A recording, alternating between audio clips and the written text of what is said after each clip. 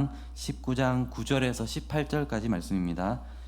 열왕기상 19장 9절에서 18절까지 말씀입니다.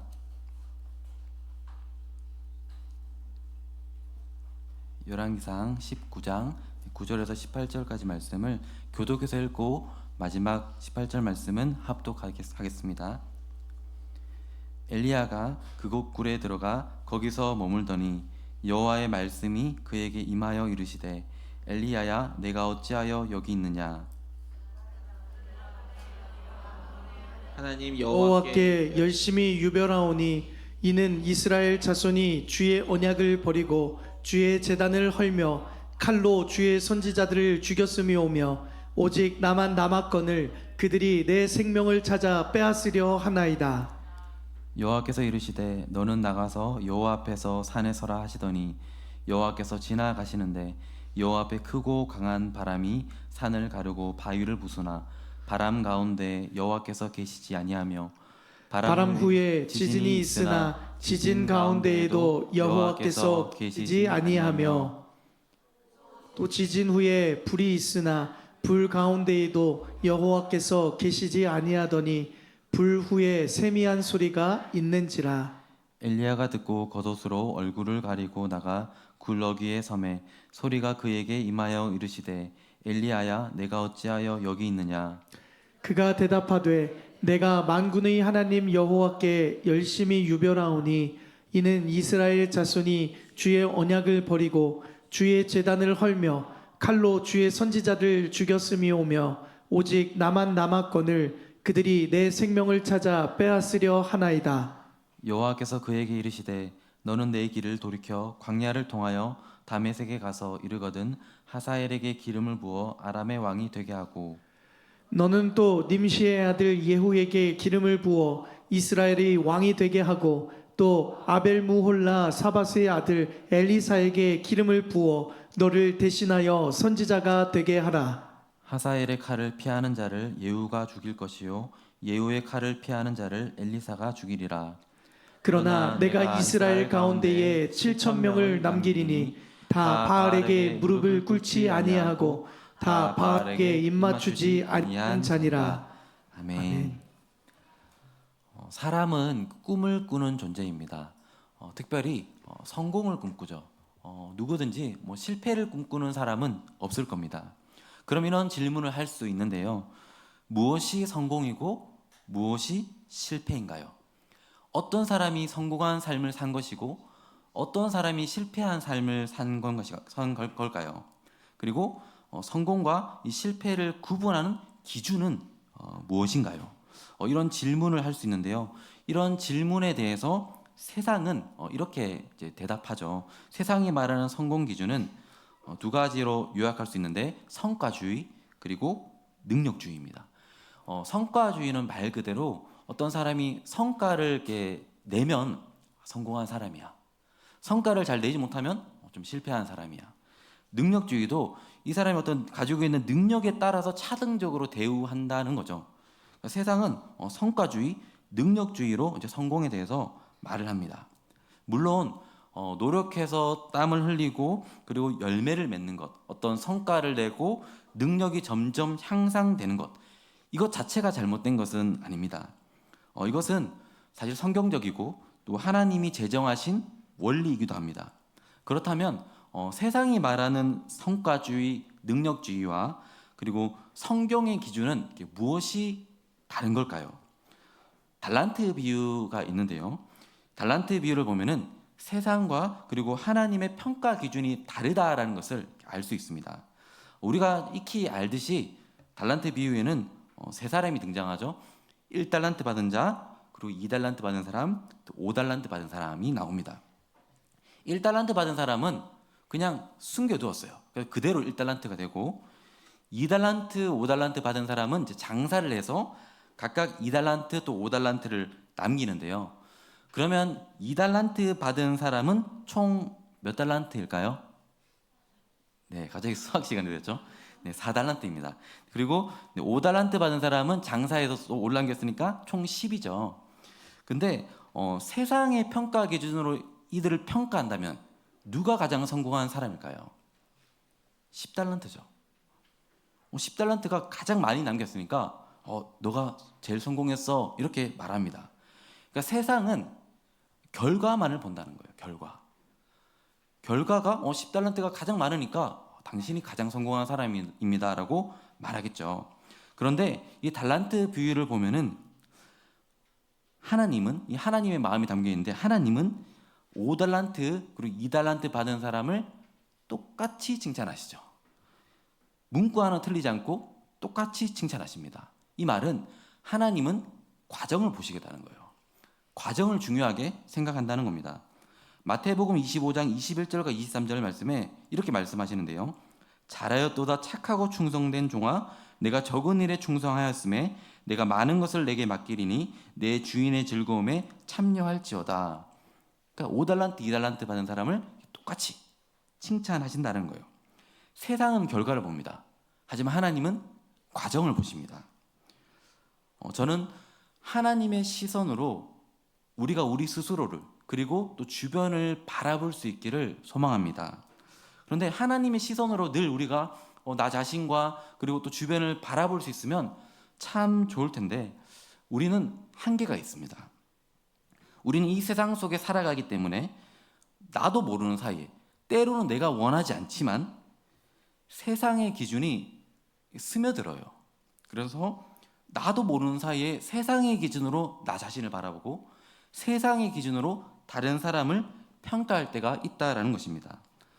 오늘 말씀에 나오는 엘리야 선지자도 어느 순간 세상이 말하는 그런 성과주의, 이 세상의 기준에 물들어 버린 것 같습니다. 그러니까 하나님의 시선으로 이스라엘 상황을 평가하는 것이 아니라 세상이 말하는 성과주의, 좀 더 많이, 좀 더 빨리 이런 기준으로 지금 이스라엘의 상황을 바라보는 거죠. 조금 전에 갈멜산 전투가 있었습니다. 대승을 거두었습니다. 엘리야는 위대한 승리를 거두었습니다. 그리고 기대했어요. 이제 이 갈멜산 전투 이후에 이스라엘 안에 영적인 엄청난 부흥이 올 것이다. 영적인 각성이 일어날 것이다. 하나님의 역사가 나타날 것이다. 기대했어요. 그런데 엘리야 선지자가 기대한 것만큼 이스라엘이 바뀌지 않는 것처럼 그 엘리야 선지자 눈에는 그렇게 보였던 거죠. 그리고 낙심에 빠져들기 시작합니다. 엘리야 선지자가 낙심에 빠져 있을 때 아합의 부인인 이세벨이 결정타를 날리죠. 내가 너를 죽일 거다. 이렇게 위협해요. 그런데 조금 전에 대승을 거두었던 그 위대한 엘리야 선지자가 갑자기 그 말 한마디에 엄청난 두려움에 빠집니다. 이미 마음이 낙심된 상태에서 그 결정타를 맞았죠. 그래서 지금 이제 사마리아에서부터 그 이스라엘의 가장 최남단인 브엘세바까지 도망쳐요. 그리고 심지어는 브엘세바에서 더 광야로까지 내려갑니다. 그리고 열왕기상 19장 4절 말씀 엘리야가 이렇게 탄식하는데요. 저희 함께 읽어보겠습니다. 자기 자신은 광야로 들어가 하룻길쯤 가서 한 로뎀 나무 아래에서 앉아서 자기가 죽기를 원하여 이르되 여호와여 넉넉하오니 지금 내 생명을 거두시옵소서. 나는 내 조상들보다 낫지 못하나이다 하고 탄식하고 있어요. 절망적인 상황 속에서 탄식하고 있는데 여러분 이 지금 엘리야의 탄식을 기도로 볼 수 있을까요? 기도로 보기 쉽지 않죠. 그런데 하나님은 기도로 보신다는 거예요. 탄식의 기도요. 시편에서 가장 많이 나오는 장르가 바로 탄식시입니다. 성도들이 하나님께 그렇게 올려드리는 기도가 시편에 나와 있는데 가장 많이 나오는 장르가 탄식시예요. 그러니까 하나님은 때로는 우리가 절망적인 상황 속에서 어떻게 보면 기도라고 하기도 참 민망한 이 탄식의 기도를 하고 있을 때 그 기도를 기도로 들어주신다는 거예요. 지금 이 엘리야의 탄식의 기도를 듣고 하나님은 책망하지 않습니다. 오히려 기다려 주십니다. 엘리야 네가 어떤 선지자인데 지금 이렇게 있냐? 막 책망하지 않고 기다려 주세요. 그리고 천사를 보내서 먹을 것을 주시죠. 어루만져 주십니다. 여러분 사람은 어떻게 성장할까요? 우리는 어떻게 성장했나요? 우리를 믿고 기다려주는 사람들을 통해서 우리 모두는 성장했습니다. 아기가 이제 걸음마를 이제 떼고 막 걷기 시작할 때를 보면은 사실 엄청나게 많은 실패를 거듭하잖아요. 그런데 어떻게 아기가 걷게 되죠? 끝까지 옆에서 믿고 기다려주는 부모님이 있기 때문이죠. 부모님은 꿈을 가지고 있는 거예요. 우리 아이가 결국은 걸을 것이다. 그래서 계속 넘어지는데 옆에서 잘하고 있어. 너무 잘했어. 칭찬하잖아요. 꿈이 있기 때문에 믿고 기다려주는 거예요. 하나님은 우리를 향한 꿈이 있습니다. 그리고 하나님은 때로는 우리가 더디 성장하는 것 같을지라도, 때로는 자주 넘어질지라도 우리를 믿고 기다려주십니다. 이 기다림이 우리를 성장하게 하는 거예요. 하나님은 지금 엘리야 선지자를 기다려주고 있습니다. 그리고 19장 9절 말씀에서 하나님이 이렇게 질문하십니다. 함께 읽겠습니다. 엘리야가 그곳 굴에 들어가 거기서 머물더니 여호와의 말씀이 그에게 임하여 이르시되 엘리야야 내가 어찌하여 여기 있느냐. 엘리야야 내가 어찌하여 여기 있느냐. 지금 하나님은 엘리야가 있는 것을 몰라서 질문하시는 것이 당연히 아니죠. 지금 엘리야의 마음에 그 숨은 동기를 지적하고 있는 겁니다. 엘리야야 너는 왜 낙심하고 절망에 빠져 있느냐. 특별히 엘리야의 마음속에 있는 그 숨은 동기, 성가주의, 어떤 세상의 기준을 지적하고 계시는 거예요. 그런데 이 지금 하나님께서 말씀하시는 것은 단순한 책망이 아닙니다. 사랑의 호소죠. 엘리야 선지자를 향한 사랑의 호소라는 거예요. 엘리야가 회복되기를 원하시는 그 하나님의 마음으로 이렇게 말씀하고 계시는 겁니다. 그러면 엘리야는 어떻게 대답할까요? 열왕기상 19장 10절 말씀 함께 읽겠습니다. 그가 대답하되 내가 만군의 하나님 여호와께 열심히 유별하오니 이는 이스라엘 자손이 주의 언약을 버리고 주의 제단을 헐며 칼로 주의 선지자들을 죽였음이오며 오직 나만 남았거늘 그들이 내 생명을 찾아 빼앗으려 하나이다. 엘리야는 여전히 불평하고 있어요. 여전히 불평하고 있습니다. 지금 엘리야는 하나님의 시선으로 이 상황을 바라보고 있나요? 그렇지 않아요. 자기 자신의 시선으로 보고 있는 거예요. 내가, 오직 나만, 내, 이런 표현은 자기의 시선으로 지금 상황을 바라보고 있다는 거예요.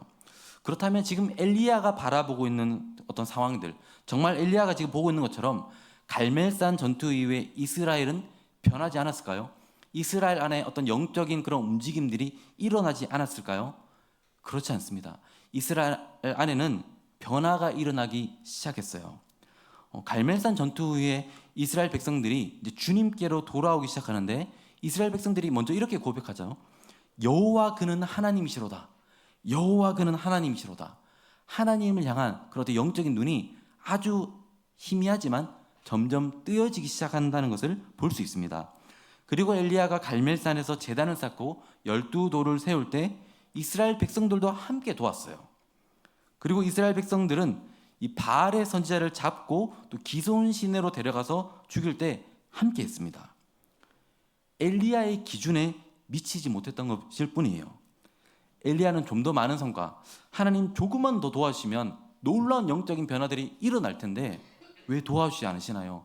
좀 더 많은 그런 역사들, 좀 더 빠른 역사를 기대했는데 자신의 기준에 미치지 못하니까 불평하고 낙심에 빠졌던 거예요. 여러분, 하나님의 시선으로 나 자신을, 또 하나님의 시선으로 우리 공동체를, 그리고 세상을 볼 수 있는 눈이 우리에게 필요합니다. 하나님은 반드시 역사하는 분이십니다. 하나님은 자기 백성에게 역사하는 분이십니다. 그런데 때로는 내 기준에 미치지 못할 때, 그래서 만족하지 못하는 경우가 우리에게 있을 수 있어요. 하나님 조금 더 빨리요, 조금 더 많이요, 이런 마음으로 좀 만족하지 못하는 경우가 있을 수 있습니다. 그럼 이어서 하나님께서 또 어떻게 말씀하실까요? 열왕기상 19장 11절과 12절 말씀은 제가 한번 읽어보겠습니다. 여호와께서 이르시되 너는 나가서 여호와 앞에서 산에 서라 하시더니 여호와께서 지나가시는데 여호와 앞에 크고 강한 바람이 산을 가르고 바위를 부수나 바람 가운데에 여호와께서 계시지 아니하며 바람 후에 지진이 있으나 지진 가운데에도 여호와께서 계시지 아니하며 또 지진 후에 불이 있으나 불 가운데에도 여호와께서 계시지 아니하더니 불 후에 세미한 소리가 있는지라. 아멘. 크고 강한 바람, 산을 가르고 바위를 부수죠. 그런데 그곳에 여호와께서 계시지 않는다라고 말씀합니다. 또 지진, 그 지진 가운데에도 여호와께서 계시지 않는다라고 말합니다. 그리고 불 가운데에도 여호와께서 계시지 않는다라고 말합니다. 그리고 불 후에 세미한 소리가 있는지라 이렇게 말씀하고 있습니다. 여기서 바람, 지진, 불, 이 세 가지는 이스라엘 백성들이 시내산에서 하나님과 언약을 맺을 때 하나님의 그 강력한, 그 하나님의 그 위대하신 그 임재를 보여주는 상징들입니다. 사람들은 보통 화려한 바람, 지진, 불과 같은 역사를 좋아합니다. 어떤 즉각적이고 강력한 역사요. 예수님 시대에도 어떤 그런 기적들이 일어나자 사람들이 열광했죠. 수많은 무리들이 주님을 따라갔습니다. 어쩌면 엘리야는 갈멜산 전투 이후에도 바람, 지진, 불과 같은 그런 강력한 하나님의 역사를 기대했을지 모릅니다. 엘리야의 꿈이었죠. 엘리야는 이것을 기대했어요. 그런데 오늘 말씀 보니까 여호와께서 계시지 아니하며라고 나옵니다. 그럼 하나님은 지금 어떻게 일하고 계실까요? 바로 세미한 소리로 일하고 계신다라는 거예요. 그러니까 바람, 지진, 불, 그리고 세미한 소리는 너무나 대조적이잖아요. 하나님은 오늘날 우리에게도 세미한 소리로 끊임없이 말씀하십니다. 하지만 우리는 여전히 바람, 지진, 불과 같은 역사만을 원할 수 있습니다. 제가 사역자를 처음 꿈꾸었을 때를 돌아보면은 너무나 부끄럽지만 바람, 지진, 불과 같은 사역을 꿈꿨어요. 그리고 하나님께 이렇게 쓰임 받고 싶다. 바람처럼 지진처럼 불처럼 그런 꿈을 꾸고 기도했어요. 근데 그때를 돌아보면 저는 하나님과 참 잘 동행하고 있다라고 착각했지만 세미한 소리가 잘 들리지 않았어요. 그런 꿈을 꾸고 있었을 때. 근데 하나님께서 저를 계속해서 낮추시겠죠. 계속 낮추셨어요. 계속 낮아지면서 어느 순간 그 세미한 소리가 들리기 시작했습니다. 지금 바람, 지진, 불의 역사를 기대하고 있는 엘리야에게 하나님께서는 이렇게 말씀하시는데요. 열왕기상 19장 13절 말씀 함께 읽겠습니다. 엘리야가 듣고 겉옷으로 얼굴을 가리고 나가 굴 어귀의 섬에 소리가 그에게 임하여 이르시되 엘리야야 내가 어찌하여 여기 있느냐. 세미한 소리. 여기서 세미한 소리는 무엇인가요? 엘리야야 내가 어찌하여 여기 있느냐라고 하나님은 먼저 세미한 소리로 말씀하십니다. 지금 하나님의 관심은 어디에 있습니까? 하나님의 관심은 엘리야의 영적 상태에 있어요. 1차적으로 엘리야의 영적 상태에 하나님께서 관심을 두고 계십니다. 마찬가지로 하나님은 나 자신의 영적 상태에 관심이 있으세요. 엘리야는 자신의 영적 상태를 모르고 지금 주변 이스라엘의 상황만 계속 신경 쓰고 있죠. 근데 하나님은 엘리야 너의 영적 상태에 내가 관심이 있다라고 말씀하시는 거예요. 하나님의 꿈이 무엇인가요? 하나님의 꿈은 엘리야 너를 더 온전한 선지자로 세우고 싶어. 우리를 향해서 우리 한 사람 한 사람을 더 온전한 그리스도인으로 자라게 하시는 것, 세워가는 것. 이것이 하나님의 꿈입니다. 그리고 하나님은 어떻게 이 일을 이루어 가시나요? 세미한 소리를 통해서요. 세미한 소리를 통해서 이 일을 이루어 가십니다. 우리가 예수님을 믿음으로 고백하는 순간에 놀라운 일이 우리에게 일어나죠. 우리는 그것을 인지하지 못할 수 있지만 성령 하나님께서 신자 안에 내주하십니다. 그리고 성령님은 결코 떠나지 않아요.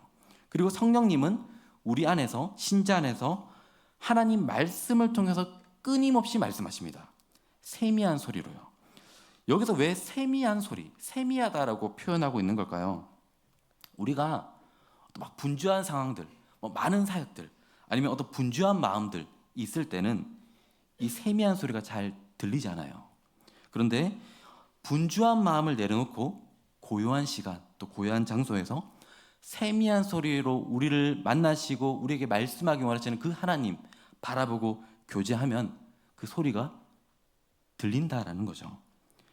하나님과의 교제가 회복되면, 이 친밀한 교제가 회복되면 이제 세미한 소리가 들리기 시작합니다. 그리고 우리는 하나님이 정말 원하시는 꿈을 알게 된다라는 거예요. 하나님의 꿈은 바로 나 자신이 주님 닮은 그리스도인으로 세워지는 거예요. 우리가 작은 예수로, 사실 우리가 도저히 바라볼 수 없는 그 주님을 닮아가는 것이 하나님의 꿈이라는 거예요. 그리고 하나님은 더 넘어서서 이제 우리가 변화되는 것을 넘어서서 우리를 통해서 또 다른 제자, 또 다른 그리스도인이 세워지기를, 그렇게 우리를 사용하시기를 원하신다라는 겁니다. 주님께서 이 땅에서 공생의 사역을 하실 때 많은 사역들을 감당하셨죠. 그런데 예수님의 핵심 사역이 무엇입니까? 제자를 세우는 것이었어요.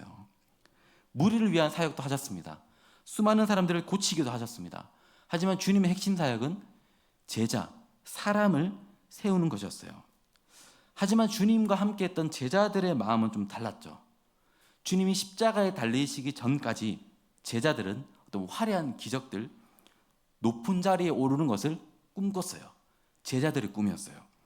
하지만 우리가 알다시피 제자들이 실패하죠. 그런데 실패한 제자들을 주님이 버리지 않잖아요. 끝까지 그들과 함께해서 결국은 그들을 온전한 제자들로 세워 가셨다라는 겁니다. 우리가 신앙생활 하다가 이 세미한 소리가 들리지 않을 때 위험 신호입니다. 영혼을 향한 그 주님의 관심, 그 소리가 우리에게 들리지 않는다면 영적으로 위험하다라는 신호입니다. 반대로 세미한 소리를 듣게 되면 이제 주님이 원하시는 것이 무엇인지를 우리는 알게 되고 그 삶을 살게 된다는 거예요. 지금 엘리야에게 또 세미한 소리가 들리기 시작합니다. 15절과 16절 말씀 보면은 엘리야에게 사람을 세워라, 하사엘과 예후를 세워라 라고 말씀하시고 16절 하반절 말씀에는 이렇게 말씀하시는데요. 저희 함께 읽겠습니다. 또 아벨 무올라 사밧의 아들 엘리사에게 기름을 부어 너를 대신하여 선지자가 되게 하라. 아멘. 엘리사를 세워라, 너를 대신하여 선지자가 되게 하라 라고 말씀하십니다. 주님이 원하시는 것은 사람을 세우는 것이라는 거예요. 사실 이것은 성경 전체에 나와 있습니다. 하나님께서 처음 이 세상을 만드시고 아담과 하와에게 주셨던 명령, 그리고 이후에 인류가 비록 타락하지만 다시 노아를 통해서 하나님께서 세상을 시작하시면서 노아에게 주셨던 말씀 동일합니다. 생육하고 번성하여 땅에 충만하라. 이 명령은 그냥 단순히 아기 많이 낳아서 막 온 땅에 가득하게 하라, 뭐 그런 뜻이 아니에요. 하나님의 백성들, 말씀으로 그들을 양육하고 하나님의 백성들이 온 땅에 충만하게 해서 주님의 통치가 임하게 하라라는 명령입니다. 사람을 세우라는 거예요. 그리고 하나님께서 이스라엘 백성들을 출애굽하시고 모세를 통해서 주셨던 말씀 가운데 신명기 6장 말씀에 이런 말씀이 나오죠. 이스라엘아 들으라, 우리 하나님 여호와는 오직 유일한 여호와이시니 너는 마음을 다하고 뜻을 다하고 힘을 다하여 내 하나님 여호와를 사랑하라. 그리고 이렇게 말씀하십니다. 내 자녀에게 부지런히 가르치며 집에 앉았을 때에든지 길을 갈 때에든지 누워 있을 때에든지 일어날 때에든지 이 말씀을 강론할 것이며, 계속 가르치라는 거예요. 자녀들에게 계속 말씀을 가르쳐라. 그리고 주님께서 마지막으로 이 땅을 떠나고 승천하시기 직전에 주신 지상명령, 그 위대한 명령도 동일하죠. 그러므로 너희는 가서 모든 민족을 제자로 삼아 사람을 세우라는 겁니다. 이처럼 주님은 사람을 세우기를 원하세요. 그리고 그 하나님의 꿈이 이루어지는 순간이 요한계시록 7장 9절과 10절 말씀에 나옵니다. 제가 함께 읽어보겠습니다.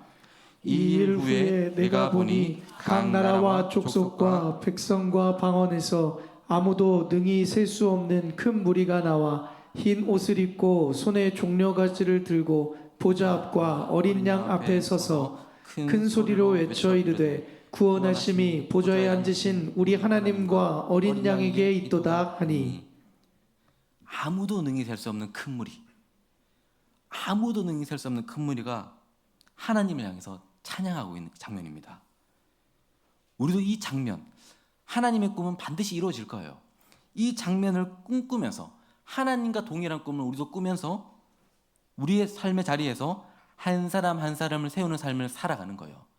주님과 동일한 꿈을 꾸면서요. 그런데 사람을 세우기 위해서, 한 사람을 온전한 그리스도인으로 세우기 위해서 애를 써보신 분들은 잘 알 겁니다. 결코 만만치 않아요. 이 일은. 사람을 세우는 일은 오랜 기다림이 필요하죠. 우리 스스로도 때로는 또 회의가 될 수 있습니다. 한 사람을 온전한 그리스도인으로 세우기 위해서 막 전력을 다하는데 그 가운데 회의가 될 수 있어요. 정말 이 일이 가치 있는 일인가? 내가 여기까지 해야 하는가? 이런 마음들이 들 수 있어요. 왜냐하면 우리는 이 세상 가운데 살아가기 때문에 끊임없이 세상의 영향을 받기 때문입니다. 세상은 우리에게 끊임없이 말해요. 세상의 소리가 우리에게 들려요. 성과주의, 경쟁, 이런 세상의 소리가 끊임없이, 듣고 싶지 않지만 끊임없이 들려요. 그렇게 살지 마. 사람을 세우는 일, 그리스도인을 세우는 일, 그렇게 살지 마 말해요. 하지만 우리 안에 계시는 성령님께서, 하나님은 세미한 소리로 하나님의 꿈을 우리에게 끊임없이 말씀하십니다. 함께 이 꿈을 꾸고 함께 걸어가자. 사랑하는 여러분, 하나님의 꿈은 결코 실패하지 않습니다. 하나님의 꿈은 반드시 이루어집니다.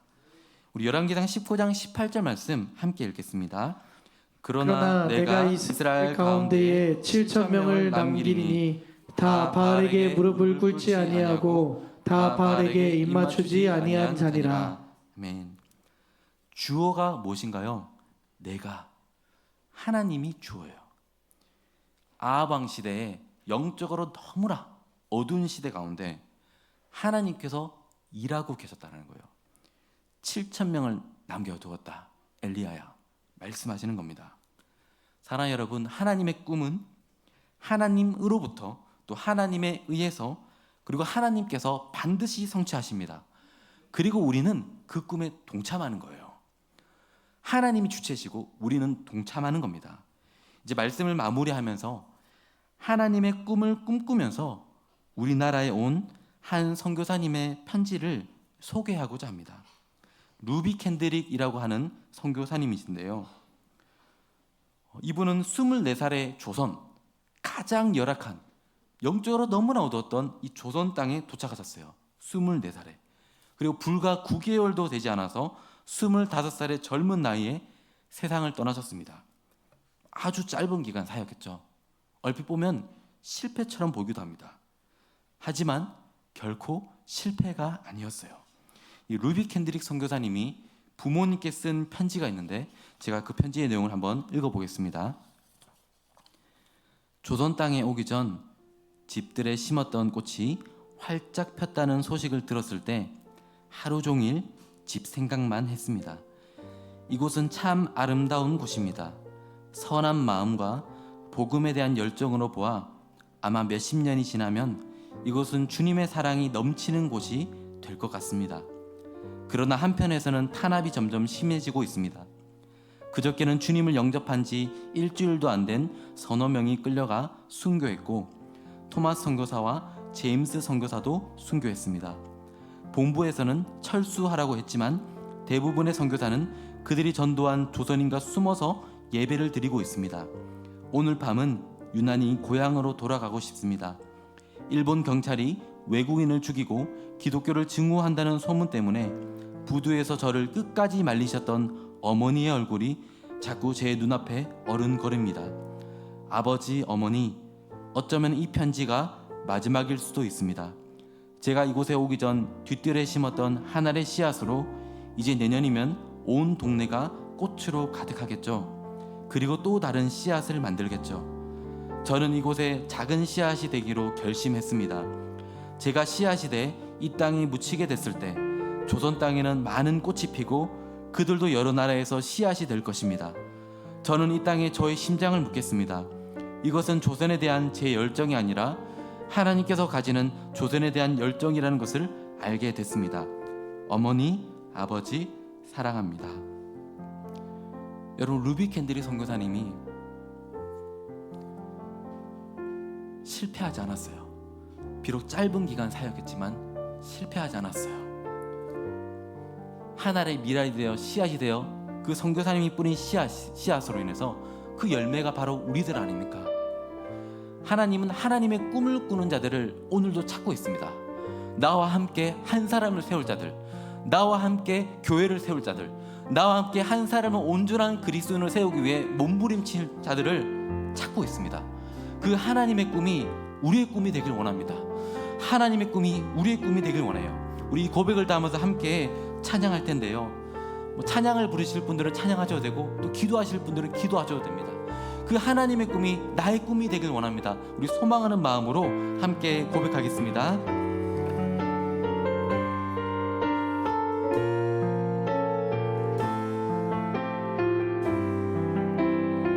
이 세상을 살아가는 동안에, 이 세상을 살아가는 동안에 나의 힘을 의지할 수 없으니 기도하고 낙심하지 말 것은 주께서 참 소망이 되심이라. 이 세상을 살아가는 동안에, 이 세상을 살아가는 동안에 나의 힘을 의지할 수 없으니 기도하고 낙심하지 말 것을 주께서 참 소망이 되심이라. 하나님의 꿈이 나의 비전이 되고 예수님의 성품이 나의 인격이 되고 성령님의 권능이 나의 능력이 되길 원하고 바라고 기도합니다. 주의 길을 걸어가는 동안에, 주의 길을 걸어가는 동안에 세상의 것 의지할 수 없으니 감사하고 낙심하지 말 것을 주께서 참 기쁨이 되심이. 하나님의 꿈이 나의 비전이 되고 예수님의 성품이 나의 인격이 되고 성령님의 권능이 나의 능력이 되길 원하고 바라고 기도합니다. 우리 시간 이렇게 기도하기 원합니다. 하나님의 꿈은 바로 내가 온전한 그리스도인으로 세워지는 것입니다. 엘리야 선지자는 자기 자신이 기준이 되어서 이스라엘을 바라보았습니다. 하지만 하나님은 세미한 소리로 엘리야에게 말씀하십니다. 내가 어찌하여 여기 있느냐, 내가 어찌하여 여기 있느냐. 하나님 우리에게도 이렇게 말씀하십니다. 하나님 우리의 회복을 원하십니다. 이렇게 기도하기 원합니다. 오 하나님, 나를 회복시켜 주옵소서. 오 하나님, 이 시간 세미한 소리가 들리게 하여 주옵소서. 오 하나님, 나의 심령을 회복시켜 주옵소서. 우리 시간 주님의 이름을 부르짖고 함께 기도하겠습니다. 주여,